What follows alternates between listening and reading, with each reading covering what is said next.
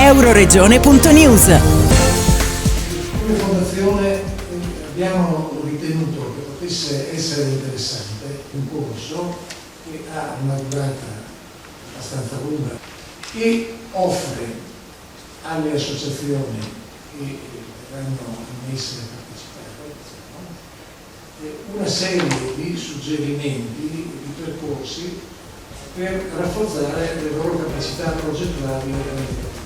Un bando innovativo che titola Officine Cultura, che la Fondazione Friuli vara sotto la neopresidenza retta da Bruno Malattia. Nella sala conferenze della sede della Fondazione, a Udine, oramai punto di riferimento per la presentazione di molte iniziative, il bando Officine Cultura è stato illustrato per quello che vuole essere, non uno strumento di erogazione di fondi, ma di accompagnamento finanziato per la consulenza e formazione di associazioni culturali. Saranno 10 quelle selezionate dalla Fondazione tra Udine e Pordenone con l'obiettivo di rafforzare le loro capacità progettuali e di conseguenza giungere ad un ecosistema culturale più resiliente, innovativo e capace di generare risultati e benefici. È un bando completamente diverso dagli altri, perché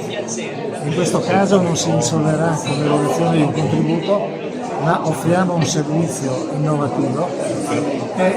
una sorta di prima politica del sistema culturale del Friuli Venezia Giulia per vedere di aumentare la capacità organizzativa e di relazione delle varie associazioni, sono moltissime che operano nel nostro territorio. È un modo,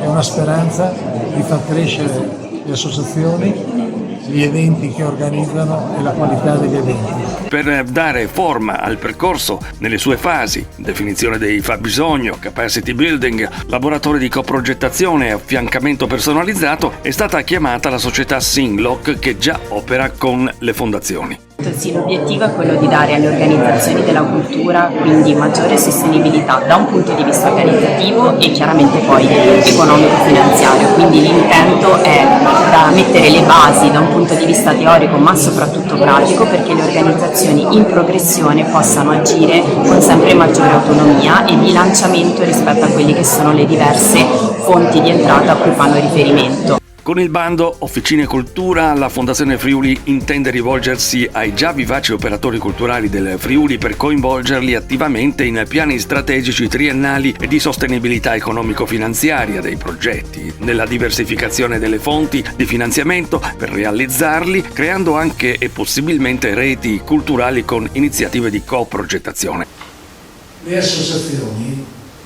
potrebbero valutare e studiare se ci sono delle possibilità di organizzare meglio il proprio lavoro e di stabilire una serie di relazioni con altri organismi che operano sul territorio per vedere di ottimizzare gli sforzi e i risultati. Più che attendere segnali chiari di necessità dal territorio, con questo bando la Fondazione Friuli ha giocato d'anticipo nel proporlo, raccogliendo già dalle prime reazioni delle associazioni presenti alla conferenza un positivo consenso. L'idea è nata all'interno della Fondazione, perché il Friuli sì ha delle energie locali estremamente vivaci dal punto di vista ideativo e organizzativo. Quello che invece il Friuli si porta dietro è un pregio ma anche un difetto, è un particolarismo molto spinto, cioè ognuno fa per conto suo nell'ambito del suo distretto sostanzialmente, mentre io credo che per una serie di ragioni